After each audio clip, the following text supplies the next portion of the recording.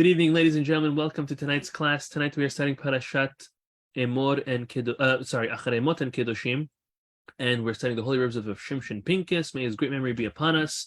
And this week, in the second Torah portion, Parashat Kedoshim, we read about the mitzvah of Tochecha, the mitzvah, the obligation to rebuke our fellow. Take a look at your screen. Here we go. This is Leviticus chapter 19, verse 17. Lo tisna et achicha bilvecha, you shall not hate your brother in your heart. You shall surely rebuke your fellow. But you shall not bear sin on his account. Comes Rav Pincus and says, the Torah obligates us this week to rebuke. And those who don't, those who transgress this mitzvah, and they don't try their hardest to stop others in their evil ways, chas v'shalom, we are now, as if the Torah says, we are bearing the burden of their sins. We're being blamed for that person's misdeeds. So practically, Rav Pincus says what we should be doing is we should be going and engaging and approaching others who are not following and living a Torah lifestyle. But we don't. Why don't we? It should be happening, but it doesn't. The answer is because we are not 100% convinced ourselves, he says. We don't feel that we even have the right to approach another Jew and rebuke them. Because the facts are that we ourselves, explains Rav Pincus, are influenced by the outside world and their claims of, well, what do you care what I do? If I'm not keeping Shabbat, it's my business.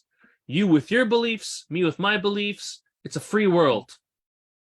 These type of comments, Pincus says, cools off that fire that we have inside of us, that we should have, to go fight for the honor of Hashem. So how do we bring ourselves, Pincus says, how do we bring ourselves that strong conviction that we should go out and rebuke others, to bring them back to Hashem? Pincus says the answer is so simple. Every single morning in our daily prayers, our Birkot HaShachar, we say, Elokai, O God, Neshama shenatata bi tehora. The soul that you gave me is holy. Why is our soul holy and pure? Ki ata berata ve'ata yitzarta. You created it. You formed our soul.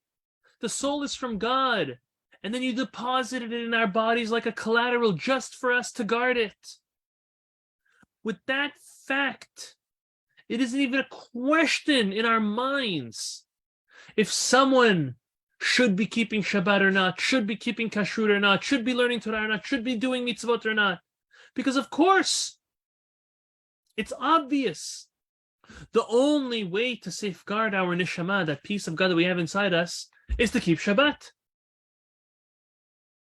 And if we don't, or if one doesn't, they're not guarding the neshama. It's so simple, Rav Pincus says. The Gemara says anyone who enjoys from this world without a blessing is a thief. That means if you eat without making a blessing before and after you eat it, it's as if you walked into the supermarket, Rav Pincus says, and you just grab something off the shelf, eat it, and walk out. Pincus says if you breathe air into your lungs, which provides oxygen to the blood in your bloodstream, and oxygen to all of your organs, if you don't keep Shabbat, it's as if you are stealing from the store. The same thing. It's a condition. Hashem gave us the Torah.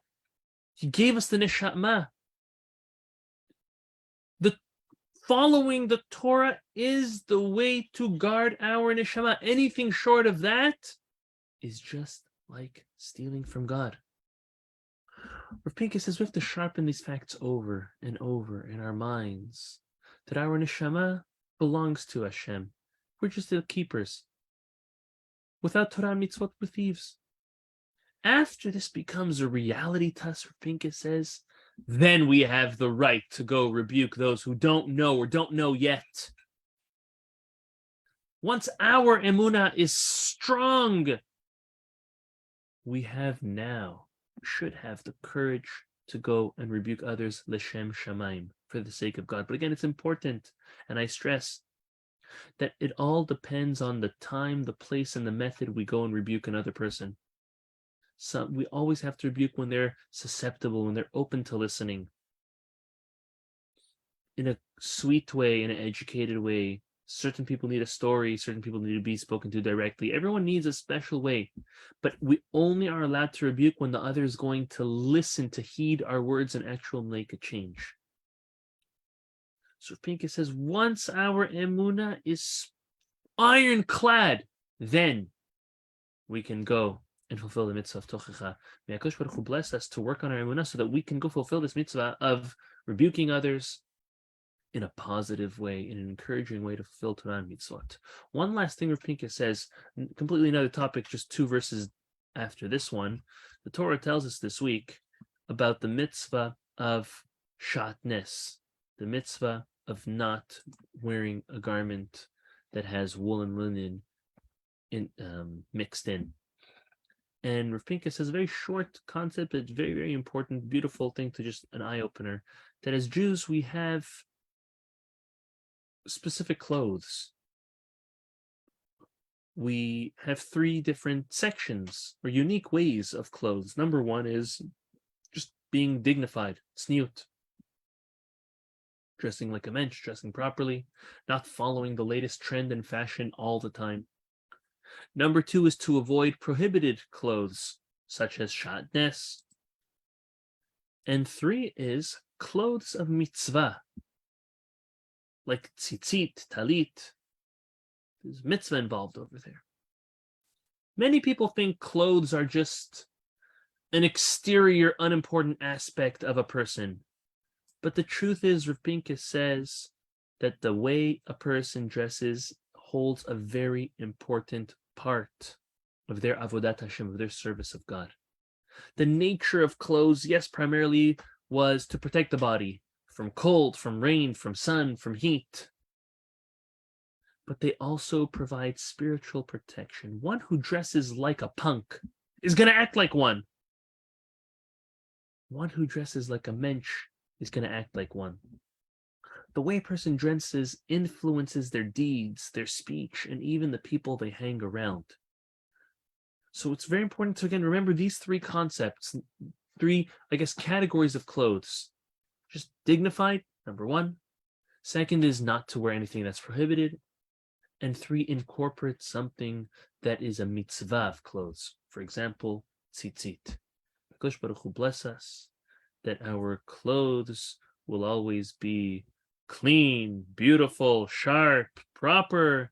But again, with these concepts in mind, don't over-invest ourselves in the current fashion and trends. Making sure that the clothes that we wear are not prohibited, and making sure the clothes that we wear do incorporate a mitzvah even. B'ezrat Hashem, Yitbarach.